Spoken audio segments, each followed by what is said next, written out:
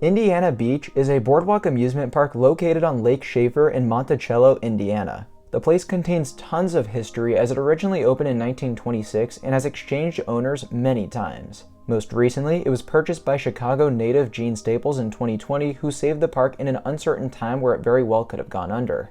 I'll tell you, I never would have forgiven myself if I never made it out here, especially now that I've been to Indiana Beach and can tell you just how cool it is. I made my first visit in the summer of 2024, right as the park opened their newest coaster, the AllAmerican Triple Loop. That's right, not only did Gene Staples save the park, he's actively investing in new attractions to bring it back to its former glory. I couldn't be more glad Indiana Beach is in good hands, because I've never seen or even heard of a park that's anything like it. By footprint, the place is relatively tiny, but the way they've managed to cram so many rides together without making the pathways feel congested is pure genius. Its 7 roller coasters are no exception, and due to their locations, many of these are unique and were fascinating to learn about for the production of this video. So today, I'll be ranking each of the park's coasters from worst to best, and despite a relatively small collection, there's a lot to talk about, so let's dive in.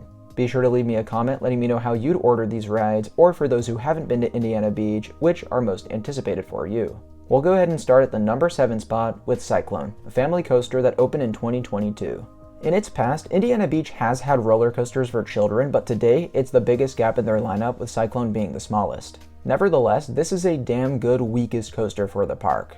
We don't know who manufactured it. My best guess was maybe Pinfari, SDC, or SBF Visa. The reason there's so little information known about it is because Cyclone formerly operated as a traveling coaster at Mexican fun fairs. Knowing this, it's remarkable just how smooth this ride is, especially considering I've done many replicas around the world that are not comfortable in the slightest. I can't glaze it too much, however, it is an incredibly basic layout. All this are a few turns and drops, but the latter elements are rather zippy with nice scenic views of Lake Shafer and the water park. It's a pretty good time. Not one I ride over and over again, but a respectable attraction for younger guests. Reason it can't go higher on my list is a lack of uniqueness and thrill relative to other rides in the park. Number 6, Huer Hurricane, a Custom Coasters International wooden coaster, opened in 1994. This is one of those rare parks where its biggest coasters aren't always its best, and Huer Hurricane is no exception. Though I love its name, and I think the location is spectacular, force-wise this is one of the most boring wooden roller coasters I think I've ever been on. Certainly for a ride built by CCI who almost always packs in laterals and airtime into their coasters, this is very, very mellow. Every single hill is so drawn out to the point where it seems the manufacturer thought it would go faster than it does. And I don't think this was due to limited space or build constraints, as the park features several other wooden coasters that are much more exciting. It's also decently rough too, a forgivable amount of shakiness had the ride delivered strong forces, but there's nothing enjoyable about getting beat up while nothing's going on. Huer Hurricane's biggest selling point, as I said, is absolutely the views it provides, which are second to nothing else in this park. But putting that aside, it's a ride that looks a hell of a lot better than it rides. Only way that this could have been higher is if the drops were steeper and the ride were smoother. Number 5, AllAmerican Triple Loop, a Schwarzkopf looping coaster, opened in 2024. I love me a ride with a lot of history, and although this coaster's got some, a lot of it is rather upsetting. It was built to be a traveling coaster for European fun fairs, also being relocated to several permanent amusement parks, most notably La Feria Chapultepec Mexico in Mexico City. Here, it was known as Chimera, where it ran with little to no trim brakes, causing a derailment in 2019, which tragically resulted in the death of 2 people. After that point, La Feria ceased operation and the ride was put up for sale, with whoever wanting to buy it having a big obligation to run it how it was intended to run. As it turns out, Indiana Beach would be that park, and they spent several years making sure the ride was ready for guests, even having to replace track segments and the train. Around the same time, there was another Schwarzkopf looper that had closed, Mindbender, at Galaxyland in Edmonton, Canada. Indiana Beach ended up purchasing the trains from the former coaster and installed them on a ride which was intended to run with lap bars. So now you had a relocated coaster with beaten up track, ride with trains with bulky over-the-shoulder restraints. Ultimately, the years of trial and error didn't change the fact that the ride would be extremely unpopular among its debut at Indiana Beach. People said it was terribly shaky and uncomfortable, so expectations were low going into this one. And while I didn't hate it like some others did, I wouldn't say I particularly enjoyed it either. And it's also hard to ignore what has taken place on these rails just a few years prior, regardless of the dedication the park had to bring it back safely. Just about the only parts I liked were the ride's signature vertical loops, which actually weren't just a like but a love. Good news is Indiana Beach did listen to criticism and found a way to remove the over-the-shoulder restraints after my visit, meaning now, supposedly, the ride is a fair bit better. Me giving it the number 5 spot is sort of me giving it the benefit of the doubt, because originally I was going to have this below Huer Hurricane. But since the current ride experience doesn't reflect the one I had just a few months ago, I figured raising it was fair, and I don't doubt it could even be a little higher on my list. Therefore, I won't give my usual "this is what you could do to make it better" remarks, at least not until I ride it again.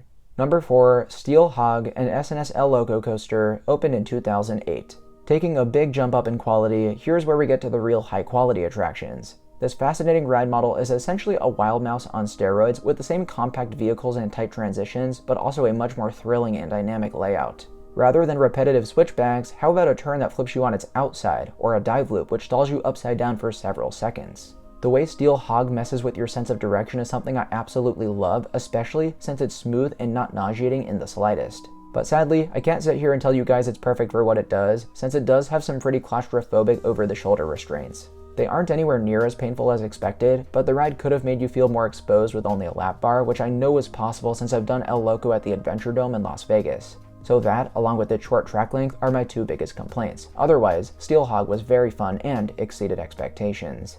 Number 3, Tigger, a Schwarzkopf family coaster which opened in 1984. While everyone's focused on the other Schwarzkopf in the park, here's one that I found to be legitimately exciting and actually very underrated. The Jetstar 1 model is definitely on the older side, but it's pretty hard to tell because it runs pretty smooth.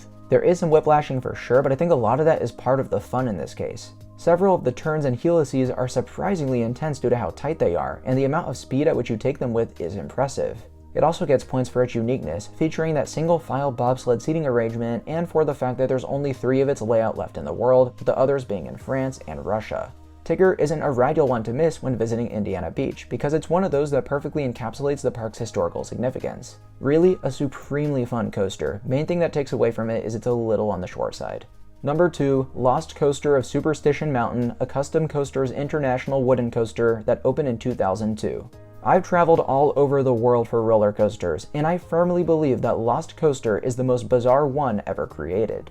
Superstition Mountain was originally constructed for an electrically powered dark ride built in-house by the park. This opened in 1978 and lived a long life before CCI replaced it with a wooden roller coaster. The rockwork was kept in place, and the tight passageways were kept the same size, but how on earth were you going to get a roller coaster car to fit through this?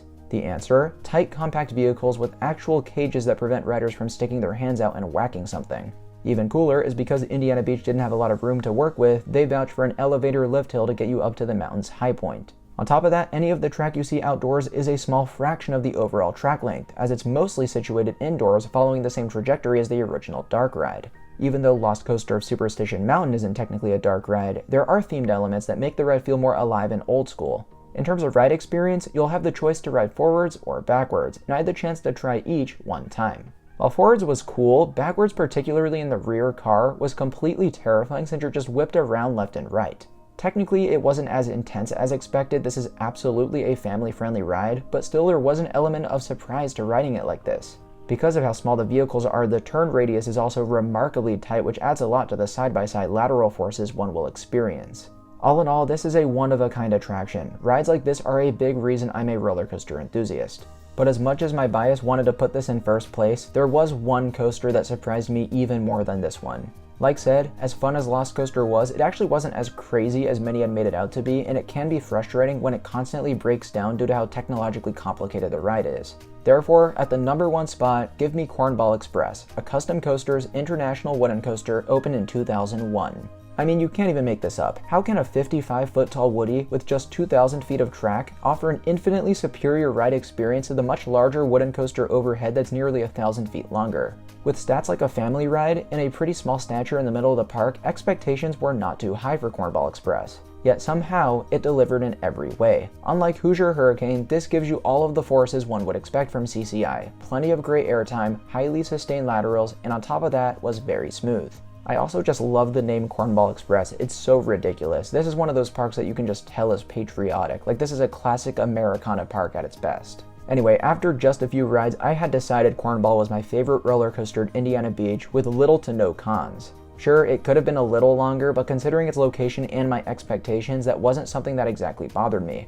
So I'd consider this to be a very underrated wooden roller coaster, and aside from Lost Coaster, just for how unique it is, make this your top priority at this awesome Indiana amusement park. If you enjoyed this video, be sure to give it a like and subscribe to Coaster Dash for more content like this in the future. Thanks so much for watching, and I'll see you all in the next one. Bye guys.